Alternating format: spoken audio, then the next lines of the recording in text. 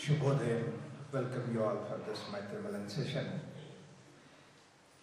Let us today look into the 8th shloka of this Shloka Sangraha, which says, Traigunya Vishayaha Vedaha Nistraigunnyo Bhavarjuna Nidvando Nitya Sattvasthaha Niryoga Kshema Atmavan. In the discussion between Arjuna and Krishna, you can very clearly see in the 2nd chapter of Bhagavad Gita when Krishna comes to reply Arjuna's query. You can notice the paradigm shift that Krishna has given in its application. Arjuna is talking from the body level, Krishna is talking from the consciousness level. Arjuna is at the material level and Krishna is at the spiritual level. Arjuna says that people will be killed, my relatives will be dead, what is used for this material wealth? Ahobata mahat papam kartum vyavasita vayam. What a tragedy it would have been. I would have really involved in such a treacherous activity like killing the people and all that. This is what Arjuna expresses. Whereas Krishna gives a very big paradigm shift to that. That look, nainam chindante shastrani, nainam dhati pavakaha. Nothing will happen to these people. We are not killing because these people are not material, but these are the consciousness. And after that, he comes to the description about this creation, how it is there in the form of 3 gunas. The Vedas talk about the creation of the human, creation of the whole manifestation here in the form of 3 gunas. And these are sattva, rajas, tamas. And that's what is the rupa, that's what is the property of this creative world.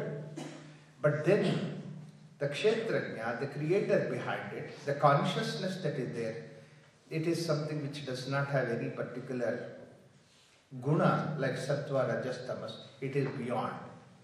So there is one level where it is within the realms of 3 gunas. There is another thing which is beyond all these 3 gunas. There is manifested world which is comprising of one or the other of these 3 gunas, and there is unmanifested reality which is beyond these 3 gunas. That's what Krishna brings about in this concept. Now, we need to understand something very deep here so that we can apply it in a day-to-day life. The first idea that you can see that this particular 3 gunas is taken from the Sankhya philosophy of Kapila. And the manifested world, if we need to understand, if we need to relate, if we need to get the best utilization of it, we must actually categorize them. And these categories that we should see that what are their properties, what are their qualities, so that we can use them. Like the way that matter is there, in order to understand matter, in order to go deep in application of this matter in the right way, that the science has divided them into different categories. Like the way that if you look at the matter, there are solids, liquids and gases. This is a very simple example, analogy that can help us to understand this. So here, the moment that you say solids, then you know what are the properties, what are the qualities, what is the way that we should use it, what is the way that we apply. The same way when you say liquid, then you can understand what is liquid, what way that you should do. And then gas is something that is there. So like this, we can know the properties the moment that we categorize them. And there are always exceptions between these 3 things. But when the science said that this is solids, liquids, gases, science did not make any hierarchical position for these things. There is nothing like solids are better than the gases, gases are better than the solid. Depending upon their applications, what we need to use, put in the right spirit. This is how essentially the nature has been divided, the material has been divided into these 3 different aspects of it. Like when you go to take a solid, then you just make a packet and bring it. Whereas if you want to take a gas, you get the cylinder, gas cylinder. That's what we use. And in one particular position that it is liquids, and the other particular position it is the solid, it is gases. So like that we know various properties of all these material that is there. This is what the nature is. And in Sankhya philosophy, it's a very beautiful way the division has taken place. Not only about the material, but about the various other aspects that are there associated with that in this beautiful way. In these three gunas, sattva, rajas, tamas. And which is a unique way to apply in the case of every activity that is there in this particular creation. This is what Sankhya philosophy has put that, and Krishna elaborates that in the Bhagavad Gita. In fact, not only in the second chapter he brings about that, he also brings about this concept in the Triguna chapter, and then 18th chapter again he brings about few places that he deals with all those things. And then the clarification, the classification that is given, it's not just only for the matter, but various other aspects of living thing, manifested thing. That's what you can see in these three gunas. This whole nature can be divided into three gunas. This is what Krishna brings about. And these three gunas is like the way, a simple example for that is like, if you take a plant, the roots are there in the soil, and the stem is above, and then the flowers and the foliage are in the sky. So you can divide these three, the whole plant, into these three aspects of it. The roots are separate, and then the stem is separate, and the flowers and the foliage are separate, and they are together to function as a plant. Of course, there is a continuum between these three, but in spite of it, that this quality of roots, stem, and the flowers and foliage, you can see it in any plant. The moment you call it as a plant, it must have all these three components. There may be exceptions here and there. The roots, take it as tamas, and then the stem as rajas, and the flowers and the foliage as sattva. And this is how basically the three classification. The same thing about the human being when you take it, the feet and the middle portion of the body and the head. The feet is supposed to be tamas, the middle portion of the body is rajas, and the head is sattva. And this way classification has a very great advantage that the activities that are done by the feet, the activities that are done by the roots, it is supposed to be tamasic activities. Similarly, the conditions in which the root lives, the conditions on which the feet work, it is supposed to be tamasic. The same way the middle portion, the stem, the activities that the stem does is supposed to be rajasic activity, and the flowers and the foliage, the way that they are, the situation that they manifest and the activities that happens at that level is supposed to be sattvic activity. So this way that when you classify, it's not only the material that you are classifying, but it is also the activity and the connections, all those things can be classified. And with all these three things, that there is life. A plant has a life when all these three things are there, when they are in such wonderful harmony. A human being is also living because all these three things are there, and human being is making use of all these three aspects of it. And that's what Krishna says, that's what Sankhya says, that the whole creation is made out of these three gunas, sattva, rajas, tamas. In fact, it is one of the most wonderful way of classifying these things. Actually, when you look at the creation, creation does not have any separation from one to the other. But then it is for our understanding that we make this particular separation. When we say that the roots are tamas and staying in the darkness, the roots are always in the slush, in the soil, and it never sees the sunlight. So that's supposed to be the darkness. That's why we have tamas is also known for darkness. The roots are always in the darkness. Tamas is also darkness. So put these two things together. The roots should be inside this soil all the time. You cover the soil, you cover the roots in the soil. Similarly, the roots are fed on the slush and the dirt and the manure in the soil, and the good manure and all those things provide nice wonderful nourishment for the soil, for the roots. So that is why a tamasic food is that which is slush and dirt and all those things. So this is what is tamas. Similarly, the one that holds the plant together in the middle, the roots and the fruits and everything into one position, and that's what is rajas. The activity that the stem does is called rajas, continuously sending the sap from the roots all the way up to the fruit and all that, and holding the plant together. That's what is the rajasic activity.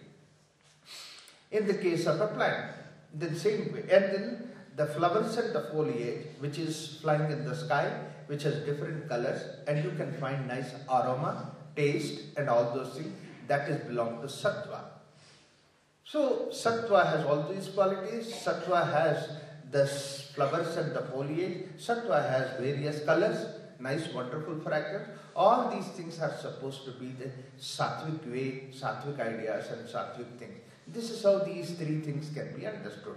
The same way when you come to the human being, carrying the weight of the whole body and walking on the dirt and then continuously taking care of the weight of the body. And that's what the feet does, and that's what is the tamasic activity, because the feet are tamas, the activity done by these things are also tamas. Similarly, the middle portion of the body where you put the food and the food is processed and then the food is converted into blood and converted into muscles and all those things. It's an extraordinary wonderful job that the stomach does.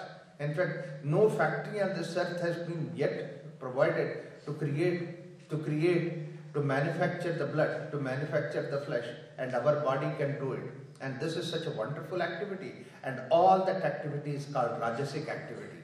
And this activity goes on 24 hours. In fact, even when you sleep also, the circulation is going on and the respiration is going on. They don't stop. So rajasic activity is something which is going on continuously all 24 hours without any respite.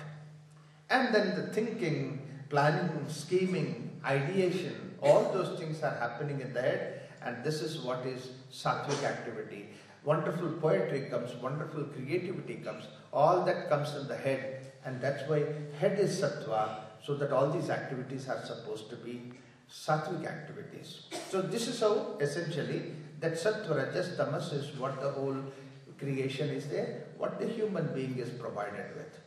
And then when they divided this, they did not provide that something is better, something is less better. They were all equal, they were all fine, they were all necessary. But only thing that we need to understand is that we use the right kind of material for the right kind of use. We cannot use something which is sattvic for the rajasic work, something which is tamasic for the sattvic work. If we do that, then we will be doing a mistake.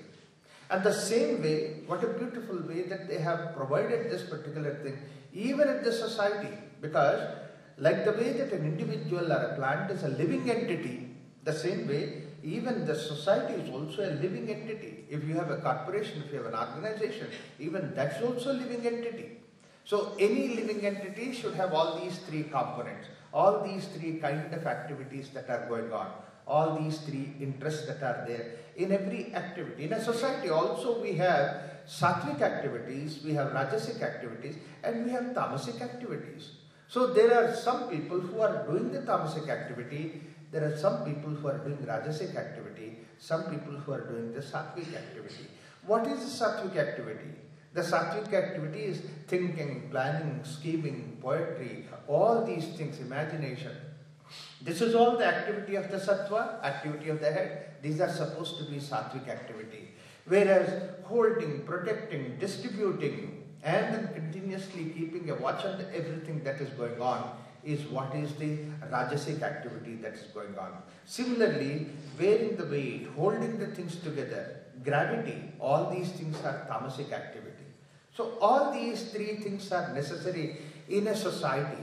In an organization, when we would like to have, an organization also should have all these three things.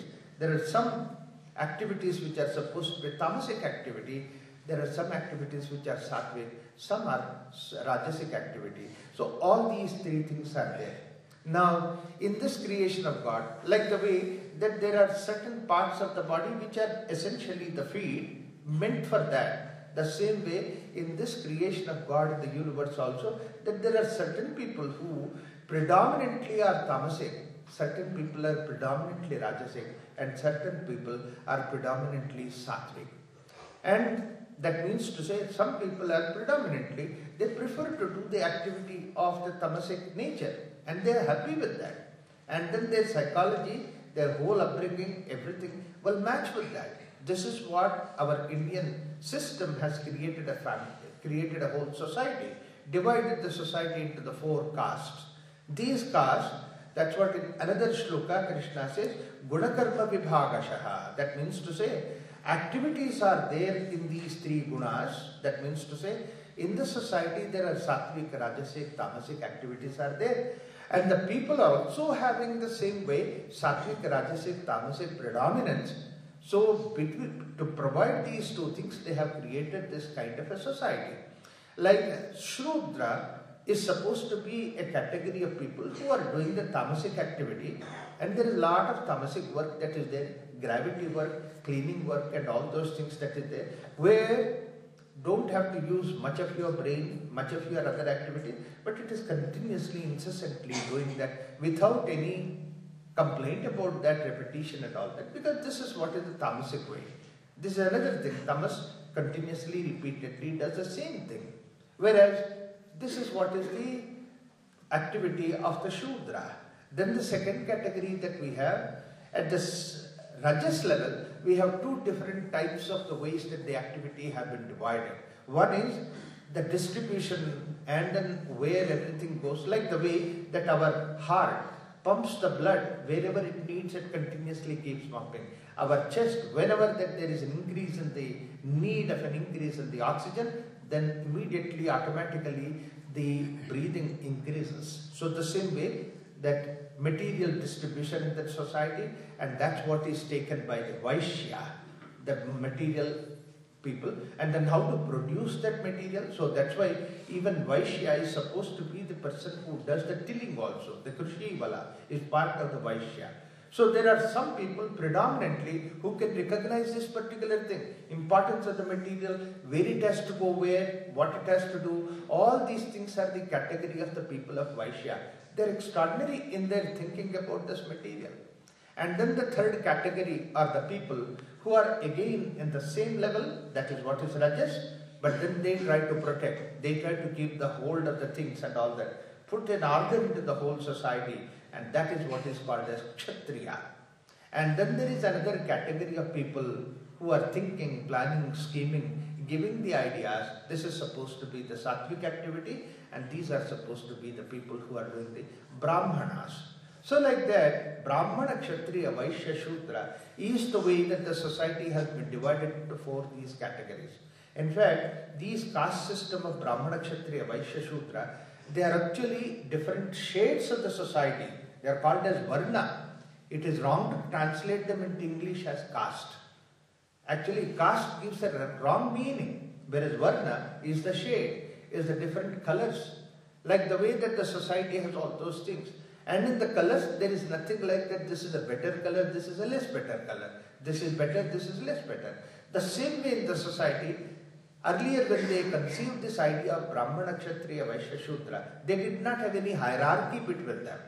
They were doing their own business. Only thing is that they were important to do that. They could recognize people having that particular tendency so that they can match with these activities. Like a Vaishya is somebody, his extraordinary perception about the material importance and their values, and that's only Vaishya could do it. If a Brahmana takes hold of that particular Vaishya vritti activity, then he will definitely be a failure. He may be good in thinking, he may be good in planning and scheming, but he is not supposed to do that. So this is how essentially that in the society, that all these places were there in the society. Like for example, just to give an example, somebody who is a Vaishya can think of material, can think of numbers so beautifully that others cannot take of it. Think of it. A nice example is a most important Vaishya that we have, Mahatma Gandhi. He was a Gandhi family. Gandhi word comes from Granthi, means material.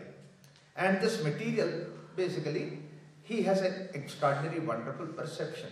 In fact, when I was thinking about Gandhi, I felt that Mahatma Gandhi is so extraordinary. Not any stretch of imagination could not give how this man could think of an importance of such an inferior material, so extraordinary. And you know what? That is salt satyagraha, the freedom fight with the help of salt. In fact, when Gandhiji first proposed that we try to do the salt march to Dandi, and then with that we will have the slogan of freedom for the country, people laughed. People in India laughed. How can salt give you freedom? In fact, weapons and arteries and all those things that are there, people use that for the sake of war. And this man, just because he is a Banya, he is a Vaishya, he is thinking of winning the freedom for the country out of salt. Is it not something that people laugh about? People really laughed at that time when he said, out of salt that we are going to win the freedom of the country. And not only that, if you remember, there is a book called The Great Hedge of India, and it is published in Britain. And in that book, he mentions that in the British Parliament, the discussion was taken up that India is proposing, this leader of India, Mahatma Gandhi, is proposing to have the salt satyagraha as a fight for the freedom of the country.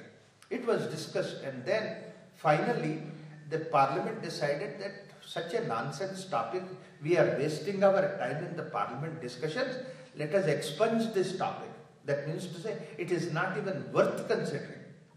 That means British did not realize that this is something which can win the freedom for the country. Whereas look at the way that Gandhiji started his march, Dandi March, and that has laid the foundation for the freedom of the country. One who could see the importance of the material like salt can win the freedom of the country. Another thing Gandhiji did, look at the very simple thing, that there were so many cloth mills that are there in England, and then cloth used to come to India, whereas Gandhiji, he said, look, we will try to create a revolution with the help of hand-spun cloth, coarse cloth. In fact, coarse cloth is something which does not have any value at all. You use it for mopping the floor. And then Gandhiji said, this is something which every individual can make for himself, and then it is basically swavalambana. That means you depend on yourself. You don't depend upon anybody else. You know, the kind of movement that he has created, people set fire, and in that fire, that they used to put all the British cloth, and then they were started spinning using the spinning wheel so that they could create the cloth. That spinning wheel is so extraordinary. It is such a simple thing. It's a very small device. In fact, those days, somebody could manufacture that in a small little money of 10 rupees, and then it has become every household. Now, there were so many advantages with that spinning wheel, because when you are spinning the cloth, the whole thread, and then making cloth, it requires people to be together. So every house, there used to be like a gathering together, and they would spin. All the people at home just sit together and spin. And naturally, when 4 people are together, there is gossiping going on. And those days, there were no newspapers, no nothing communication, TV and all that. People did not even think that something like that can exist. That means there was no means of communication. But then, all this information that Gandhiji's as a movement was going on in terms of gossiping around the spinning wheel. In fact, that is what people used to say. The spinning the ideas, spinning the information, that was what going on more than spinning the cloth. And that was the khadi cloth. That means to say, look at the simple material like a spinning the wheel so that you provide a thread, but then out of which what a great advantage that Gandhiji got. He was a banya, he was a businessman. He could know the value of it. Once, a school teacher came to him, a headmaster came to him when he was in his ashram, and then the material came for the ashram. Then he just separated all the material. He was himself doing all that, and then took the thread, made it into a bundle and kept it aside. The paper in which it was rolled, he just kept the paper on one side. When this man came, he saw Gandhiji, Bapuji, doing all that work. He said, what a cheap man he is. He does not even, he cares for all this thread and all these things. And how can I ask him for money? He came there for donation for his school. But then because that he was a national leader, he came there. He just started talking to him, some few things and all that. After about an hour, half an hour or so, he said, Bapuji, okay, I take leave. Then Bapuji asked him, that, but you have come here to ask something. Why don't you ask? No, I really don't have anything. Like that he lied. But Bapuji said, so you are running the school. So how is the school running? How is it going on? Do you have any expansion plans? Do you need any money? And all that. But when Gandhiji asked that, then he had to say yes. Yes, I'm collecting donation. Then why don't you tell me that? Then I'll give you donation. Immediately, Bapuji took checkbook and wrote 10,000 rupees check for that school. Those days, 10,000 rupees is a huge money. And he never believed that a person who is taking care of some small little simple thread can give a donation for 10,000 rupees.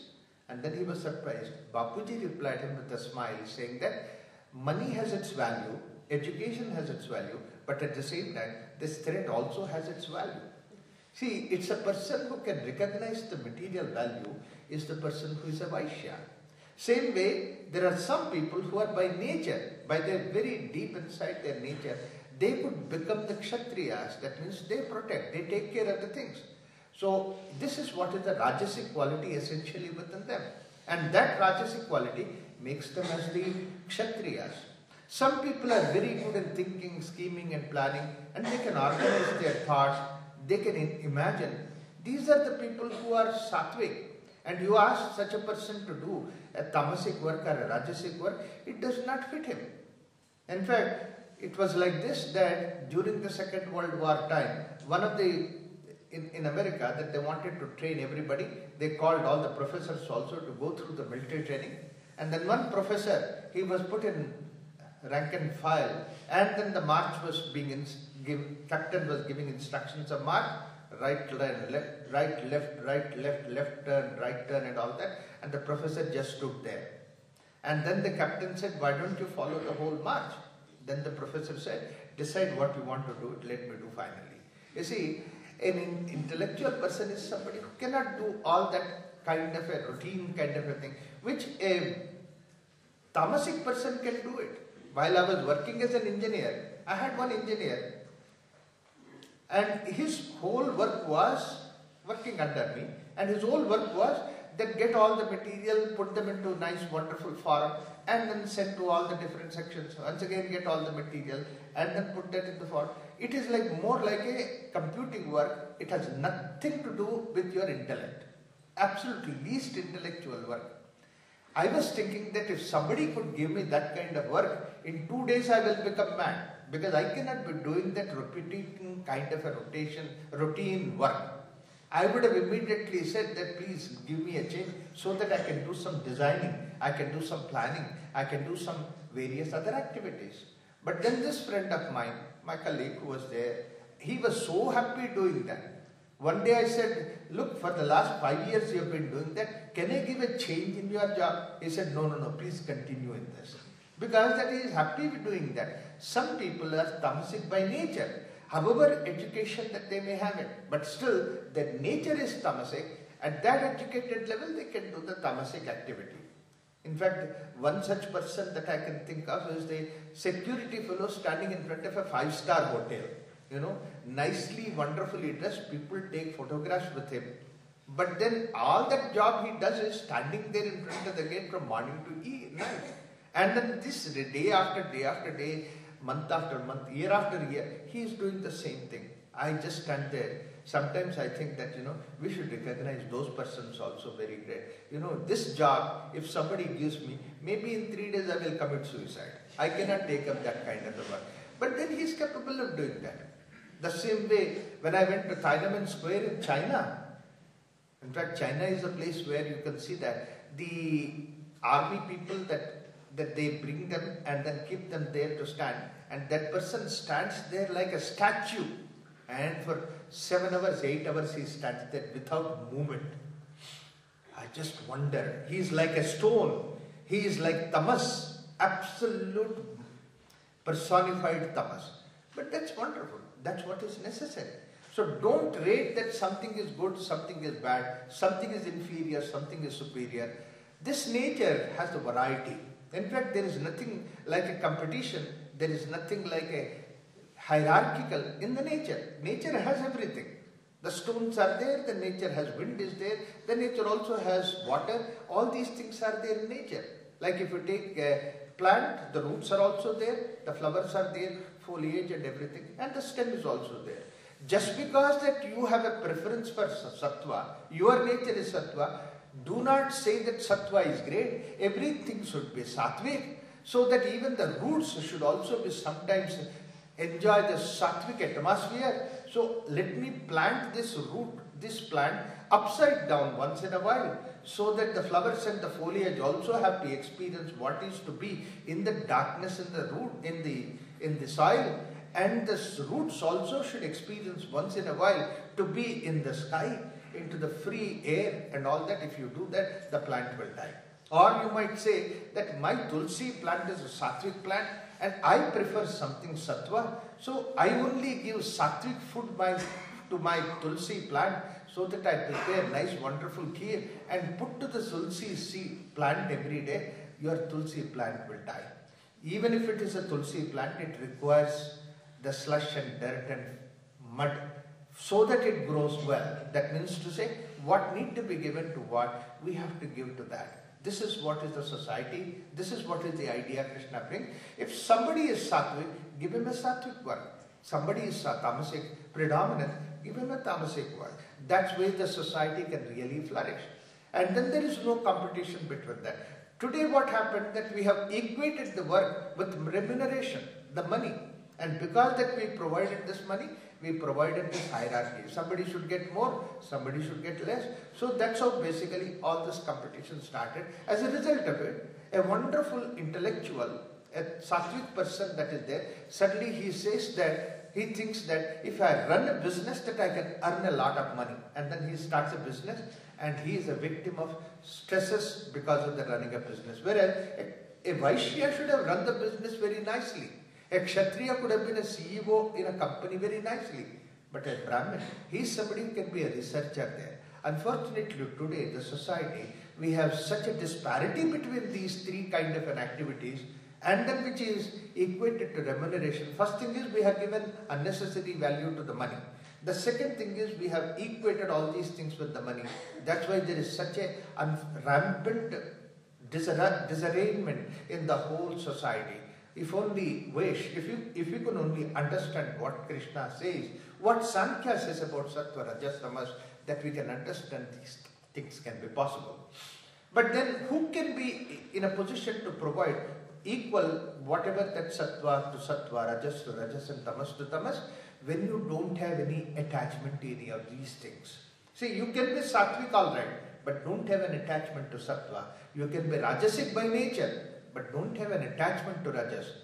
Tamasic in nature, don't have an attachment to Tamas. If you have an attachment to any of those things, then you would like to pull everything, suck everything into that particular nature. If you have freedom, then that freedom is something which really provides you to understand. It is like you are a witness and then you are looking at from outside, and then you are able to arrange the things in the right direction, the right way that can be possible. That's why Krishna says, my dear Arjuna, that be yourself non-attached with all those things. Traigunya Vishayaha Vedaha. That means all this creation is in the form of three gunas, but the Atma, the consciousness, your own nature, all our nature deep inside is free from all these three gunas. Nistraigunya. Go beyond these three gunas. Once you detach yourself from all these three gunas, then you can give the right kind of a value to the right guna. But then there is one level where this hierarchy is there. If you do not have that, understand this hierarchy, what happens is, if my preference is sattva, I want everything to be sattvic. Like the way that it's simple example is that cutting the butter with a butter knife is a sattvic activity. Cutting the firewood with an axe is a rajasic activity. And cutting the steel with a gas cutter is a tamasic activity. No, I am sattvic. I would like to be everything in a sattvic way. So even if you give me firewood, I will cut the firewood with only a butter knife. Then you can never cut the firewood. When the firewood you need to cut, take an axe and cut it. Or take a saw and then cut it. Whereas when you want to cut the metal, then take the electric gas cutter and then cut it. This is what we need to do. Only one place where the hierarchy exists is when you want to bring about the change, then you start with the sattva. If sattva does not work, then rajas. If that also does not work, then go to tamas. That is what we have. The sattva is the sama way of doing an activity. Like I would like to help somebody to understand something. In the beginning, I tell him in a simple way, in a nice words. Many people can understand that, can relate to that. Then, if that does not work, then you raise voice, a rajasic way. You also show Veda, that means what is the advantage, what is the disadvantage and all that. If that also does not work, then you take danda, then you take a hard way, that's what is tamasic way. So this way when you do it, then you are applying it in the right way, right understanding. We are all at that level where we need to work with the world outside. You can see that where sattva, rajas, tamas and the way that you need to work, you can work in that. And this way when you do that, we are becoming free from all the three gunas. That's what Krishna says in this shloka, 8th shloka of the Karma Yoga, Jnana Yoga Shloka Sangraha, which is Traigunya Vishayaha Vedaha, Nistraigunyo Bhavarjuna, Nirdvandvaha. Then this dichotomy will not be there. Right way or wrong way, good way or bad way. There is nothing like that, good or bad, right or wrong. Nirdvandvaha, Nitya Sattvastaha. That means you go to the origin of it. Niryoga Kshema Atmava. That's what is our nature.